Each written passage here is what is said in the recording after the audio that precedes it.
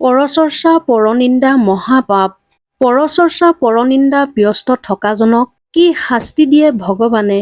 পৰচৰ্চা পৰনিন্দা কৰা কিমান ভয়াৱহ হয়, এই সকলোবোৰ আজিৰ এই ভিডিঅ'টোত আলোচনা কৰিম। আজিৰ দিনত সমাজখনত অশান্তিৰ এটা কাৰণ হ'ল আজিকালি আমি ওচৰ চুবুৰীয়াৰ লগত বেছিকৈ বহো, কথাৰ মহলা মাৰো। গাঁৱে গাঁৱে দিনটোৰ ২-৩ ঘণ্টা ইজনীয়ে সিজনীৰ লগত মেল মাৰি কটাই দিয়ে আৰু ভগৱানে জানে এই ২-৩ ঘণ্টাৰ বিয়নি মেলত কোনে কি কথা পাতে।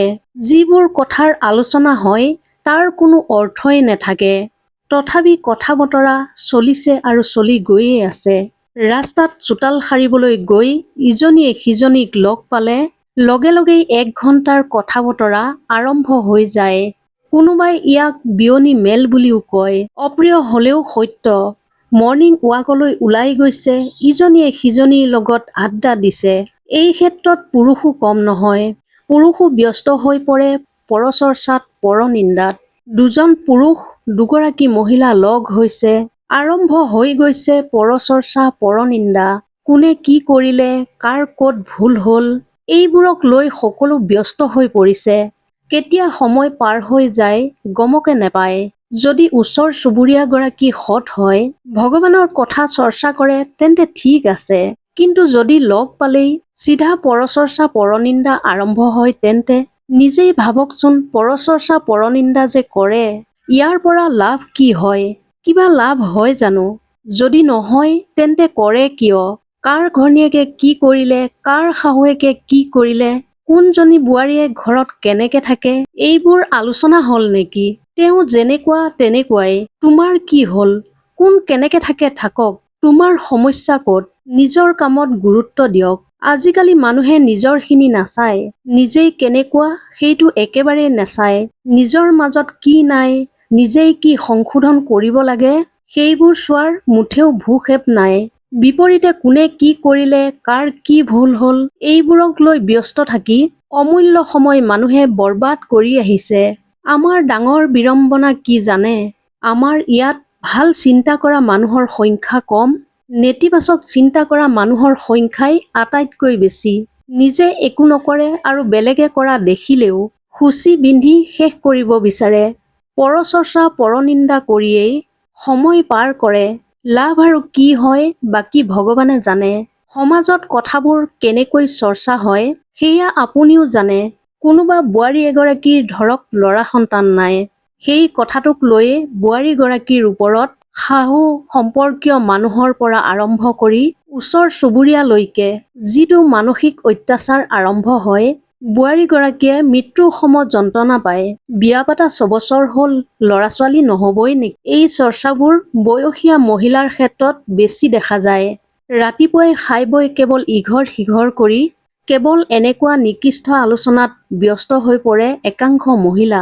আলোচনা কেনেকুৱা, বোৱাৰীৰ কিবা হৈছেনে? নাই হোৱা বুলি যদি কয় হৈছেই আৰু। হে ভগৱান, বিয়া পতা ৫-৬ বছৰ হ'ল, এতিয়ালৈকে একো হোৱাই নাই নে? সেই ঘৰত তেনেকে কৈ আকৌ বেলেগ এঘৰলৈ যাব। বেলেগ ঘৰত কবগৈ ইহঁতৰ বোৱাৰীজনী বিয়া পতা ৫ বছৰ হ'ল, এতিয়ালৈকে একো হোৱাই নাই দেখোন। বুঢ়ী হৈ গ'ল, চুলি পকিল, দাঁত সৰিল। ৰাম নাম গোৱাৰ পৰিৱৰ্তে পৰচৰ্চা পৰনিন্দা কৰি জীৱনৰ শেষ সময়খিনি বেয়া কৰি আছে বহুতেই। এয়া অপ্ৰিয় সত্য। ভগৱানৰ নাম লৈ স্বৰ্গলৈ যোৱাৰ তৈয়াৰী কৰাৰ পৰিৱৰ্তে নিকৃষ্ট চৰ্চা কৰি নিজৰ এই নৰকৰ দুৱাৰ মুকলি কৰি আছে বহুতেই। মনত ৰাখিব, ইয়াত আমাৰ একো লোকচান নাই। লোকচান কেৱল আপোনাৰ। এইবোৰ কথাৰ কোনো সাৰ নাই। কাৰোবাৰ বোৱাৰীৰ ল'ৰা হওক নহওক আপোনাৰ কি যায়, আপুনি কিয় মূৰ ঘুমুৱায়? আপোনাৰ বোৱাৰীটো ৩-৪টা আছে, আপুনিনো কি দেশ জয় কৰিলে? ডক্তৰেতো কেতিয়াবা কৈ দিয়ে আপুনি মা দেউতাৰ সুখ কেতিয়াও অনুভৱ কৰিব নোৱাৰিব, মা দেউতা আপুনি হ'ব নোৱাৰিব। কাৰোবাৰ কিবা শাৰীৰিক দুৰ্বলতা থাকিব পাৰে, সেই বুলি আপুনি হাঁহিব নেকি? অন্ধজনক দেখিলে চকুৰে নেদেখে বুলি আপুনি হাঁহিব নেকি? খোজ কাঢ়িব নোৱাৰাজনক হাঁহিব নেকি আপুনি? মনত ৰাখিব, আজি যদি আপুনি কাৰোবাক হাঁহিছে, কাইলৈ আপোনাকো কোনোবাই হাঁহিব, কাৰণ ঈশ্বৰে সকলো দেখি আছে। কাৰোবাৰ যদি সন্তান নাই, তেওঁৰ মনোবল বঢ়াবলৈ চেষ্টা কৰিব।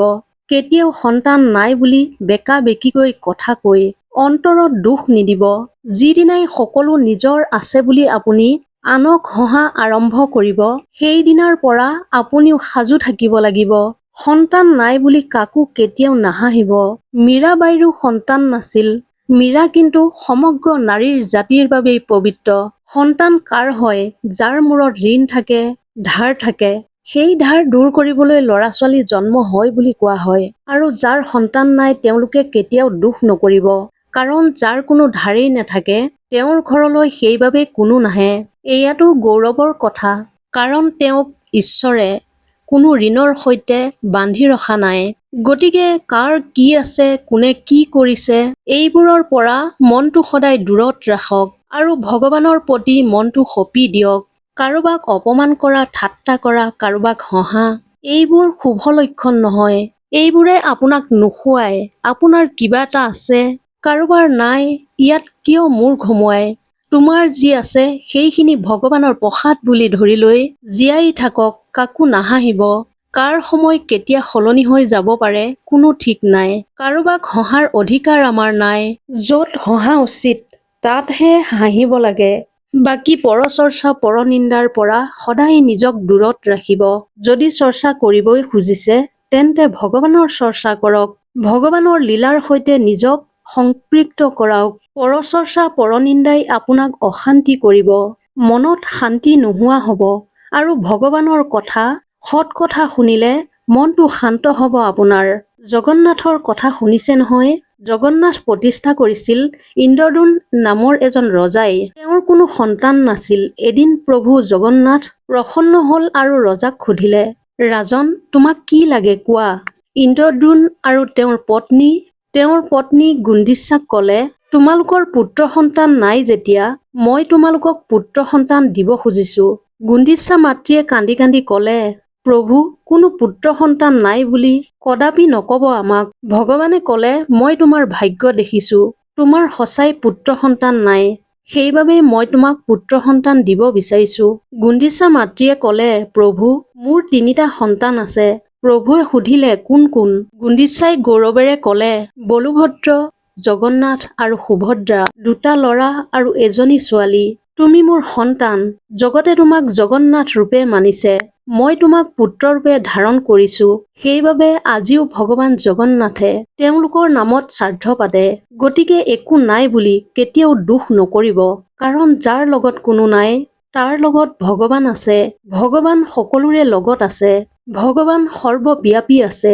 ভিডিঅ'টো যদি ভাল লাগিল তেনেহ'লে চেনেলটো ছাবস্ক্ৰাইব কৰিবলৈ নাপাহৰিব। ধন্যবাদ।